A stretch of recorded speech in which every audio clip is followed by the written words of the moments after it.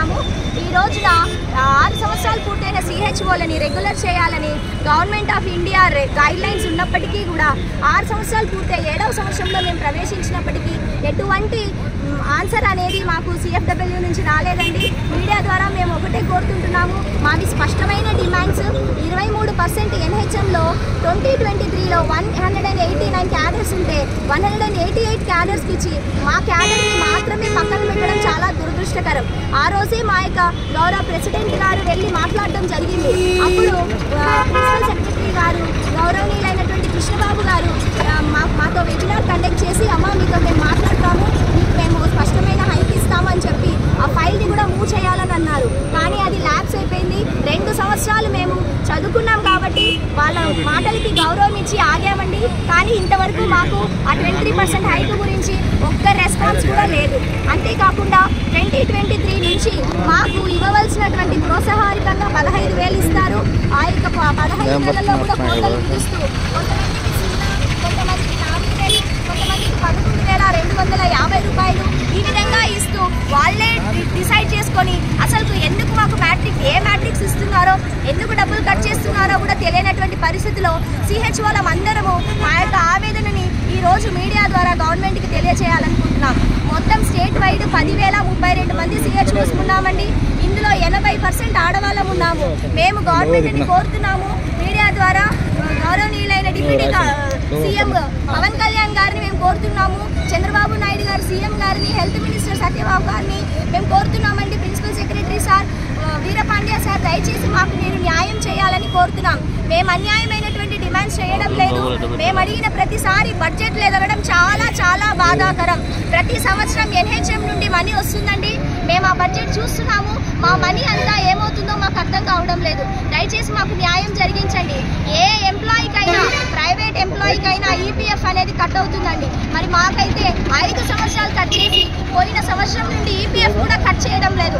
మమ్మల్ని మీరు కనీసం కార్మికుల్లా కూడా చూడకపోవడం మాకు చాలా బాధాకరం సార్. 80% ఆడవాళ్ళం ఉన్నామండి. ప్రతిరోజు మా కుటుంబాలను వదిలేసి ఎంతో దూర ప్రయాణం చేస్తూ ఎవరెవరో బండ్లు ఎక్కుతూ మేము పోవాల్సిన పరిస్థితి.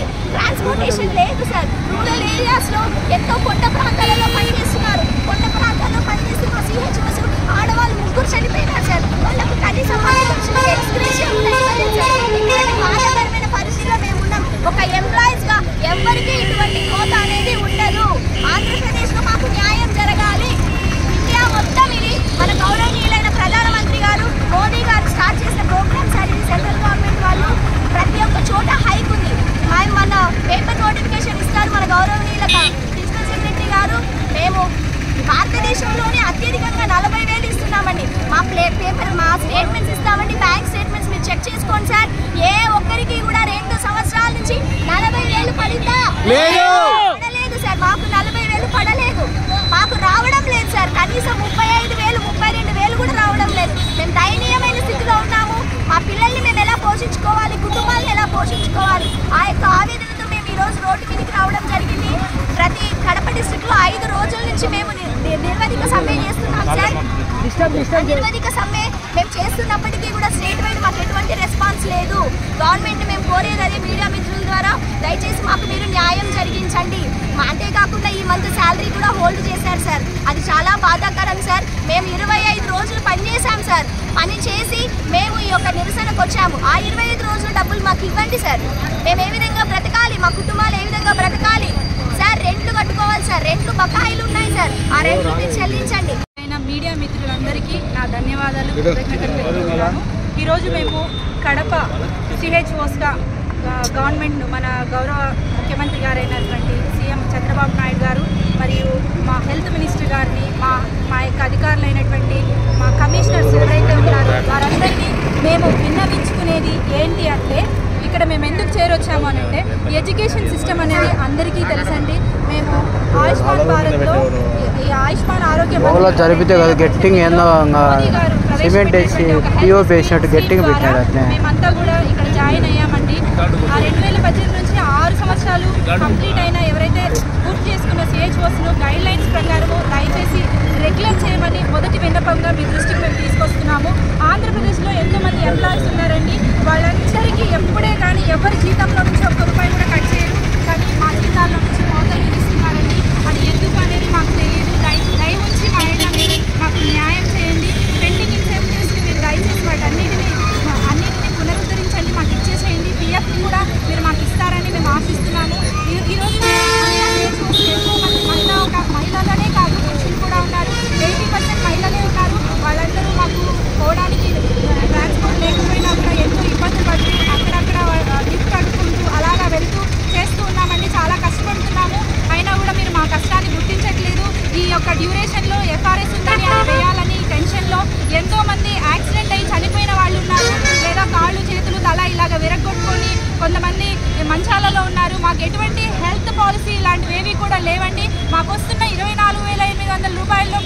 అద్దెలు కట్టుకోవాలా, లేకుంటే కరెంట్ బిల్లులు కట్టుకోవాలా, పిల్లలకి చదువులు చెప్పాలా, వాళ్ళకి ఆహారం పెట్టాలా, ఏది చేయలేని దయనీయ స్థితిలో ఉన్నాం. ఇక్కడ చాలా మంది పోస్ట్ గ్రాడ్యుయేట్స్ ఉన్నారండి.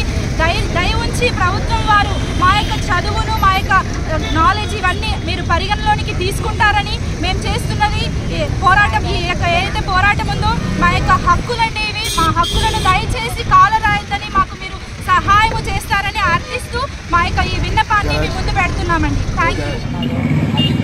చాలా మెరుగైన వైద్య సేవలు వస్తున్నాయంటే కేవలం అది పంపించి వెళ్తారు అది ఆరోగ్యమైన మేము ముందుకు వచ్చి ధర్నా ఇది సమ్మెలు మేము కొనసాగిస్తున్నామంటే మాకంటూ ఈ 6 సంవత్సరాల బట్టి ఎటువంటి ఇంక్రిమెంట్ కానీ ఎటువంటి బెనిఫిట్స్ కానీ రాకుండా ఉన్నాయి. దాంట్లో భాగంగానే ఏంటంటే మా గైడ్లైన్స్ ప్రకారంగానే 6 years దాటి ప్రతి ఒక్క సిహెచ్ఓని రెగ్యులర్ చేయాలని గైడ్లైన్స్ ఉంది. కానీ ఇప్పుడు వరకు కూడా ఎటువంటి సిహెచ్ఓని ఎక్కడ కూడా రెగ్యులర్ చేయలేదు. మిగతా స్టేట్స్లో కర్ణాటకలో కానీ చాలా స్టేట్స్లో రెగ్యులర్ అయితే చేయడం జరిగింది. కానీ ఇక్కడ మాత్రం మాకు రెగ్యులర్ అనేది చేయలేదు. దాంతోపాటుగానే ఎన్హెచ్ఎంలో ఉన్న ప్రతి ఒక్క కేడర్కి హైక్ అనేది జరిగింది. ఒక్క సిహెచ్ఓ కేడర్కి అనేది హైక్ జరగలేదు. అది చాలా బాధాకరం. దాంతోపాటుగానే మాకు ఏదైతే ఈపీఎఫ్ ఉందో అది ప్రతి ఒక్క ఎంప్లాయీ కూడా మినిమం సెక్యూరిటీ. సో అటువంటి సెక్యూరిటీని కూడా 1 year నుంచి అది ఆపడం జరిగింది. సో దానికి రీజన్ కూడా మేము కొనుక్కునేటప్పుడు ఎటువంటి రీజన్ కూడా మాకు పర్టికులర్గానే చెప్పలేదు. దాన్ని కూడా మళ్ళీ పునరుద్ధరించాలని మేము అధికారులు కోరుకుంటున్నాము. దాంతోపాటుగానే మేము విలేజ్లో మెరుగైన సేవలు అందించడానికి మాకు బిల్డింగ్స్ లేకపోయినా గవర్నమెంట్ బిల్డింగ్స్ లేకపోయినా సరే మేము రెంటెడ్ బిల్డింగ్స్ తీసుకొని వాళ్ళకి అద్దెలు కట్టుకుంటూ వాళ్ళకి కరెంటు బిల్లు పే చేసుకుంటూ వాటి అన్నింటికి చేసుకుంటూ కూడా అక్కడ ప్రజలకు మెరుగైన సేవలు అందిస్తున్నాము. కానీ ఎటువంటి రెంట్స్ కానీ ఎలక్ట్రిసిటీ బిల్స్ కానీ ఎవరికి కూడా ఇప్పటివరకు అందడం లేదు. సో అది కూడా క్లియర్ చేయమని చెప్తున్నాము. మాకు ఏవైతే శాలరీతో పాటు ఇన్సెంటివ్ అనే ఒక ప్రోత్సాహాలు ఉన్నాయో, ఇన్సెంటివ్ బేస్డ్ ఉన్నాయో అవి కూడా మాకు 1.5 year నుంచి పెండింగ్ ఉన్నాయి. సో అది కూడా చాలా కోట్లు అనేవి జరుగుతున్నాయి. కొందరికి 75 రావడం కానీ 5,000 రావడం కానీ జరుగుతున్నాయి. సో వాటిని కూడా ఎటువంటి పర్టికులర్ రీజన్ లేకుండా జరుగుతూ ఉందండి. సో అది కూడా మేము న్యాయం చేయాలని కోరుకుంటున్నాము. దాంతోపాటుగానే మినిమం సెక్యూరిటీ అనేది లేదు. ఫీమేల్ సిహెచ్ఓ అంటే మన స్టేట్లో ఉన్న 10,032 మంది సిహెచ్ఓలో కేవలం 9,000 మంది ఫీమేల్ సిహెచ్ఓలు మాత్రమే ఉన్నారు. సో వాళ్ళకి ఎటువంటి సెక్యూరిటీ అనేది లేదు.